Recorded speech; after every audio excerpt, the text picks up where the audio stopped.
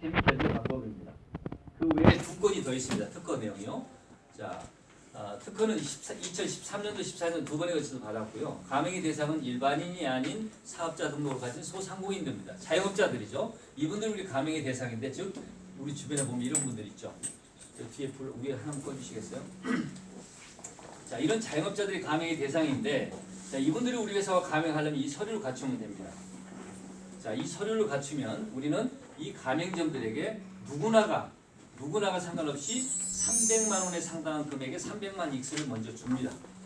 자, 이 서류만 갖추게 되면 누구에게나 상관없이 300만 익스를 주는데 어떻게 드려요? 우리 앱에 담아서 드린다는 겁니다.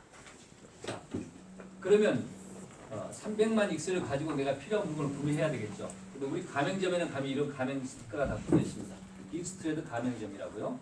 자, 식당 주인이 이제 여기에 거래 관계를 통해서 한번 우리 시스템에 대한 이해를 돕도록 하겠습니다.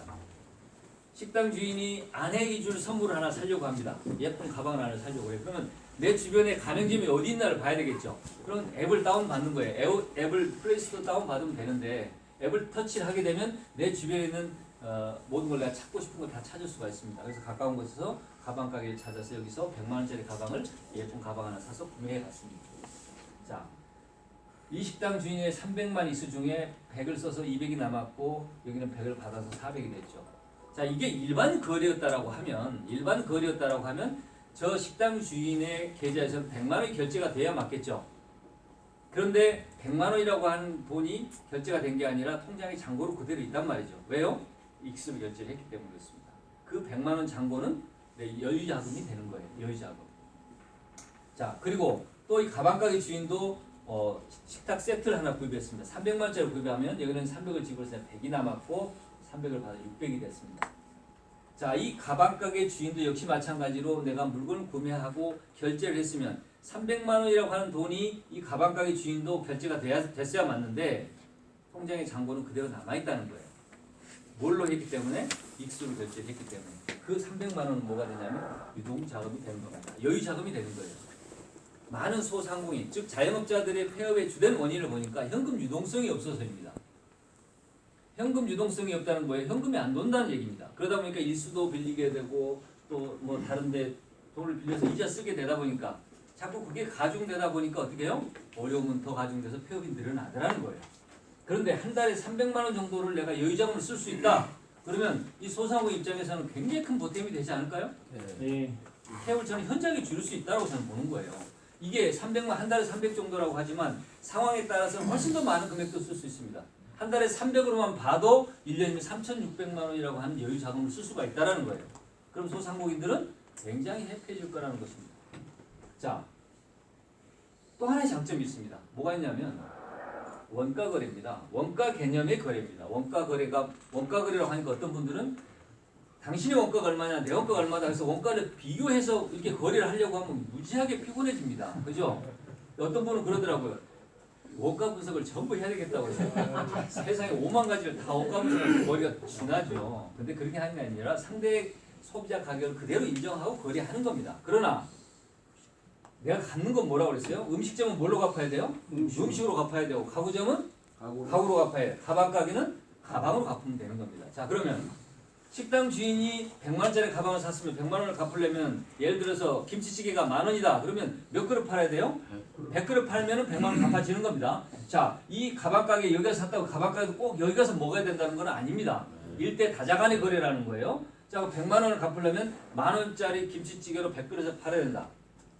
그런데 김치찌개 원가가 얼마 들어가냐는 거죠. 한 30%? 그죠? 30% 잡으면 3,000원입니다. 3,000원에 100그릇이면 얼마인가요? 30만 원. 30만 원입니다. 그러면 30만 원 가지고 100만 원짜리 가방을 결제한 셈이 되죠? 네. 그러니까 결국은 70만 원이 내게는 디스카운트 혜택을 받은 거예요. EC 혜택을 받은 거예요. 괜찮지 않나요? 예. 또 이 가방 가게 주인도 마찬가지입니다. 300만 원어치 물건을 가져왔으니까 자기가 갚는 것을 300을 갚는다라고 하면 100만 원짜리 가방으로 3개 팔면 되겠죠. 그런데 100만 원짜리 가방의 원가가 한 40% 잡아서 40만 원이다 하면 3개면 얼마예요? 3, 40이 120만 원이죠. 120만 원 가지고 300만 원 결제를 한 셈이 되기 때문에 180만 원은 내가 DC 받은 혜택을 본 그런 결과가 된다는 겁니다. 괜찮지 않나요? 자, 이게 원가 개념의 거래가 된다 하는 얘기입니다. 자, 이렇게 소상공인 입장이라고 하면 가맹 안 하실 이유가 있겠습니까? 그죠? 그러다 보니까 자기들끼리는 단골 고객이 만들어지고 추가 매출로 이어지는 겁니다. 자, 일반인 고객들은 일반인 고객들대로 내 가게에 올 거고, 자, 소상공인 입장에서는 당장에 현금이 안 나가서 좋고 내가 내 물건으로 하는 것이기 때문에 결국 원가 개념을 거래할 수 있기 때문에 그들끼리는 서로 간에 단골 고객이 될 수밖에 없다라는 거예요. 자, 실제적으로 이 예전에 보니까 이 가게 가맹점이 자기가 사용하기 위해서 우리가 익스가이드나 딜러나 뭐 에이전트를 통해서도 가맹을 맺지만 그들이 스스로 사용하기 위해서 필요에 의해서 가맹을 맺더라는 거예요. 연결을 하더라는 거죠. 그때 그 식당 주인 그분이 자기가 머리를 하고 싶은데 머리 미용실에 가서 현금 주고 하기가 싫어요. 그러니까 그 미용실 원장을 부르는 거예요. 그래서 자기가 상황 설명을 쫙 하는 거예요. 야, 여기 가맹했더니 이렇게 주더라. 이거 가지고 있잖아. 나 이렇게 써보니까 너무 괜찮아. 자기가 우리 집 와서 이걸 밥 먹어. 나도 네 집 가서 머리 할게. 근데 이렇게 하면서 하는데 18군데 가맹시킨 가맹점도 있더라 하는 얘기죠. 무슨 얘기 이해되시죠? 네. 자, 그런데 만약에 여기가 이제 다 썼어요. 제로가 됐어요. 그러면 어떻게 해야 되느냐? 회사에다 달라고 해야 되느냐? 돈 주고 사야 되느냐? 이렇게 질문하시는 분이 계세요. 돈 주고 살 수 있죠? 우리 회사에다 돈 주면 익수 주나요? 아니요. 절대 안 줍니다. 네. 돈 주고 사는 거 아닙니다. 네. 자, 어떻게 하느냐면 이 미용실 원장도 물건을 구매하려면 어디로 가야 될까요? 익스 가맹점. 가맹점으로 가죠. 자, 20만 원씩 먹는다. 만약 식당을 간다.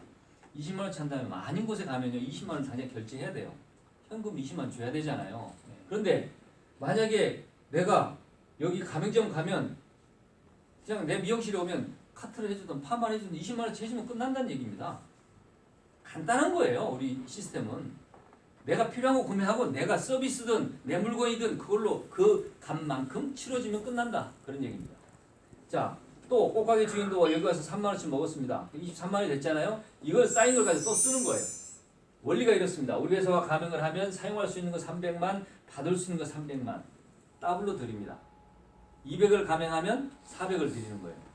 자, 왜 이렇게 해놨냐? 왜 제한 장치를 했느냐? 예를 들어서 일시불로 한 가맹점에 너무나 많은 액수의 포인트가 모이게 되면 그 가맹점도 문제가 있을 수 있겠죠.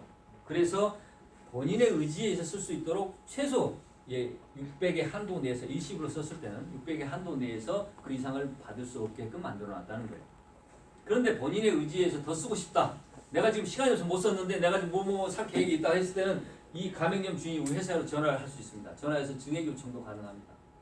내가 이러이러한데 지금 고객을 더 갖고 싶습니다. 증액해 주세요. 그럼 100만 익스를 더 증액을 하면 400이 되면 얼마가 돼요? 800이 되는 겁니다. 그 범위 안에서 또 쓸 수 있는 거예요. 문제 이해되시죠? 자, 그런데 A라고 하는 가맹점에서 필요한 100만 원 사용하잖아요. 그러면 쓸 수 있는 거 300만 중에 100을 썼으니까 쓸 수 있는 거 200, 받을 수 있는 거 400. 이거는 받을 수 있는 거 300 중에 100을 받았으니까 받을 수 있는 거 200, 쓸 수 있는 거 400이 된다. 그런 얘기입니다. 이해되시죠? 이해되십니까? 네. 안 되신 분 혹시 있으신가요? 없죠? 네. 식사들을 하시고 배가